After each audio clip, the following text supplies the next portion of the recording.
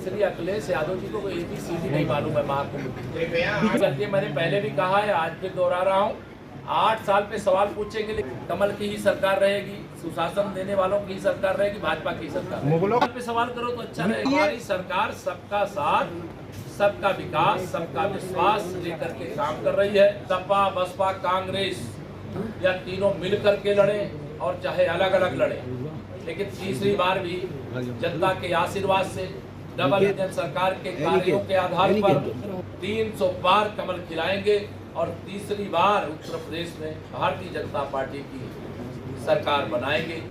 वह फिर सरकारी कुर्सी के लायक नहीं, वो जेल के लायक होंगे। उत्तर प्रदेश के उप मुख्यमंत्री केशव प्रसाद मौर्य वाराणसी के सर्किट हाउस में प्रदेश सरकार के 8 वर्ष की उपलब्धियां का बखान करते हुए कहा कि आज विकास की दृष्टि से सबसे प्रभावशाली उत्तर प्रदेश सिद्ध हुआ है। प्रधानमंत्री नरेंद्र मोदी के मार्गदर्शन में उत्तर प्रदेश के मुख्यमंत्री योगी आदित्यनाथ के नेतृत्व में भारतीय जनता पार्टी की सरकार ने उपलब्धियां हासिल की है। सबसे बड़ी उपलब्धि हमारी सुशासन की है, विकास की है। उत्तर प्रदेश के 25 करोड़ की जनता की सुरक्षा, रोजगार के बड़े पैमाने पर अवसर होना, काशी में पर्यटन की बढ़ोतरी होना, काशी और अयोध्या के साथ प्रयागराज में भी महाकुंभ का सफल आयोजन सरकार की उपलब्धियां में स्वर्ण अक्षरों में शामिल होगा। प्रधानमंत्री के सबका साथ, सबका विकास का अनुसरण करते हुए बिना भेदभाव के सभी योजनाओं को जरूरतमंदों तक पहुंचाने का कार्य किया गया है। अकबर के कार्यकाल में हमारी है ऐतिहासिक उपलब्धि 8 लाख सरकारी नौकरियां उपलब्ध करवाना रहा। एक पृष्ठ व्यवस्था को समाप्त करके अच्छा सरकार देने का कार्य हमारे सरकार ने किया है। नौजवानों का विश्वास सामने आया है, महिलाओं का सशक्तिकरण हुआ है। प्रदेश ने एक नहीं, ऊंचाई प्राप्त करने का कार्य किया है। लोगों की आय को नीचे उठाने का जाए जो कार्य किया गया, इसका सीधा सर्वे उत्तर प्रदेश में देखने को मिल रहा है। जो संकल्प लिया गया था उसकी सिद्ध हुई है। दक्षिण भारत विकसित उत्तर प्रदेश हमारी सरकार सफलतापूर्वक आगे बढ़ाने में अपना योगदान दे रही है। प्रधानमंत्री ने देश को 5वीं अर्थव्यवस्था बनने का कार्य किया है। जल्दी ही हम तीसरी अर्थव्यवस्था बन जाएंगे। उत्तर प्रदेश भी इसमें $1 ट्रिलियन का योगदान देगा। पहले उत्तर प्रदेश योगी राज्य के रूप में जाना जाता था, अब यह बाहर आया है। हमारी सरकार अंत्योदय से लेकर सर्वोदय तक का कार्य कर रही है।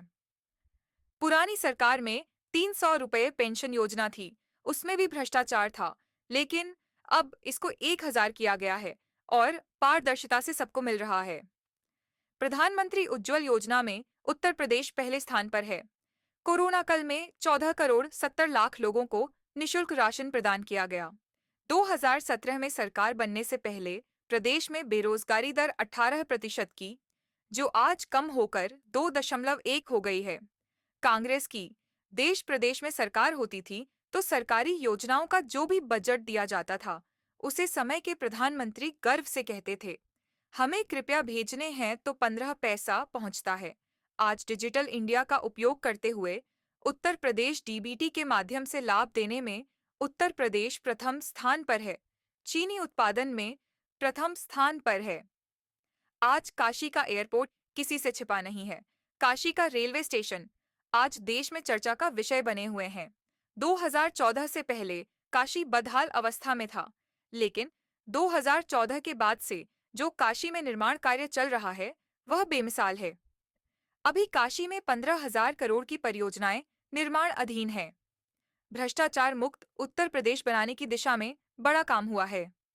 2024 से शुरू हुई विजय यात्रा निश्चित रूप से 2026 तक जारी रहेगी। सपा बसपा कांग्रेस चाहे मिलकर लड़ाई या अलग अलग लड़े, लेकिन तीसरी बार भी भारतीय जनता पार्टी की सरकार बनेगी। देश की जनता कांग्रेस मुक्त भारत बनाने का समारोह माना रही है। अखिलेश यादव के 8 साल के बयान पर उनका कहना था कि अखिलेश यादव अपनी लाल टोपी को संभाले। पत्रकार वार्ता के पश्चात उन्होंने वाराणसी के छोटी कटिंग मेमोरियल मैदान में प्रदेश सरकार के बेमिसाल 8 साल विषयक प्रदर्शनी का भी अवलोकन किया। प्रदर्शनी में प्रदेश सरकार की विभिन्न विभागों द्वारा अपनी अपनी उपलब्धियां के स्टॉल लगाए गए हैं। यह प्रदर्शनी 25 से 27 मार्च तक जिला प्रशासन के सहयोग से आयोजित की गई है। अखिलेश यादव का बयान आया कल। देखिए, श्री अखिलेश यादव जी को ABCD नहीं मालूम है महाकुंभ की। वो कभी भी कुंभ में डुबकी लगाने नहीं आते अगर भाजपा की सरकार देश और प्रदेश में नहीं होती।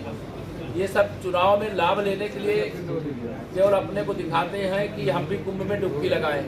उनको कुंभ यात्रियों की अगर चिंता होती तो 2013 में वो मुख्यमंत्री थे और मुख्यमंत्री रहते हुए मोहम्मद आजम खान को बागडोर सौंप करके सैफई महोत्सव मनाने का चले जाते। अदालत जो कहेगी उसकी समीक्षा करके जो कार्रवाई करना होगा सरकार करेगी। 8 साल नहीं, अभी तो हम 2047 तक देश और प्रदेश में विकसित भारत बनाने तक, विकसित उत्तर प्रदेश बनाने तक कमल की ही सरकार रहेगी, सुशासन देने वालों की ही सरकार रहेगी, भाजपा की सरकार। मुगलों पे सवाल करो तो अच्छा रहेगा। सर, एक ये भी सवाल हो जाए, मीठी ईद की बात हो रही है, वो जितनी मीट की दुकानें हैं वहाँ पे बंद करने की मांग कर रहे हैं। उत्तर प्रदेश में भी होना चाहिए। हमारी सरकार सबका साथ, सबका विकास, सबका विश्वास लेकर के काम कर रही है और उत्तर प्रदेश दंगा मुक्त प्रदेश है।